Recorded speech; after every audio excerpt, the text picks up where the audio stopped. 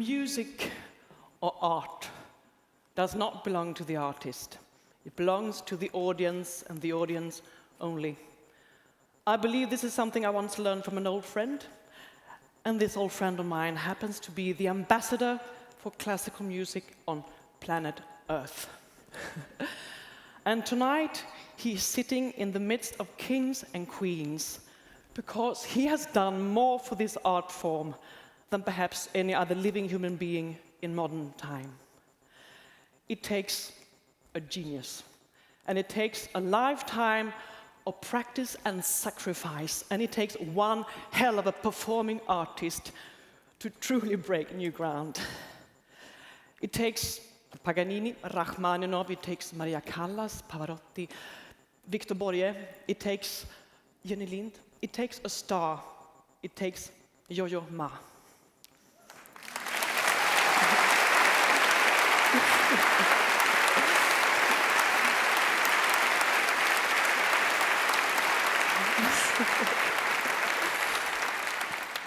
But now I will read the official citation for Yo-Yo Ma.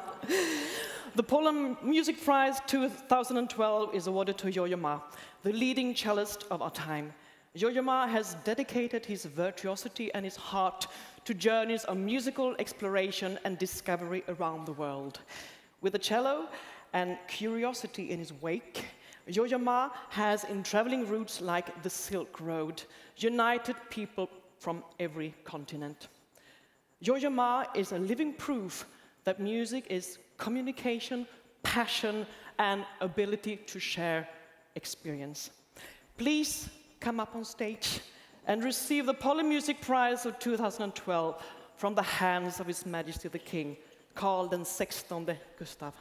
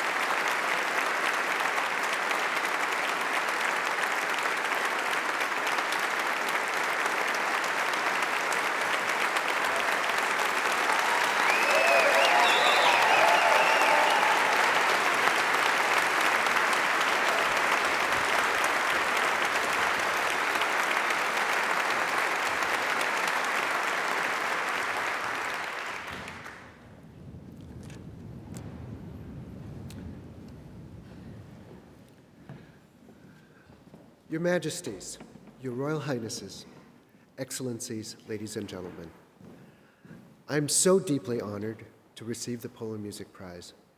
Thank you, members of the Poland Music Prize Award Committee. It is indeed a humbling experience to be joining the ranks of so many of my personal heroes. It is also a particular source of pleasure to receive this award alongside Paul Simon. I often think that the sounds I make when I play the cello are but the tip of the iceberg.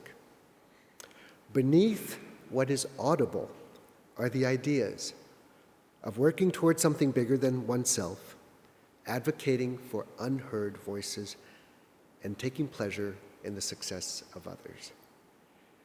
As I reflect on the intentions of the Poland Music Prize, I realize that the tip of this polar iceberg and much of Swedish society also rests on such fundamental values. Your philosophy has influenced my thinking from an early age.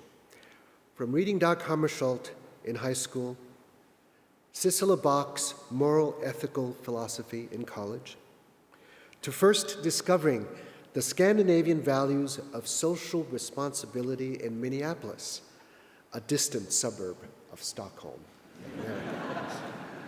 More recently, in reading about the concept of lagom, I recognize the work-life balance my family has been trying to teach me all these years. So many people have helped me to be present tonight, but none more than my family, my dear wife Jill, and our children, Nicholas and Emily. As time goes by, I realize that it is precisely this delicate balance between the love of family and the values that I try to practice every day that give true meaning to life. Thank you all once again.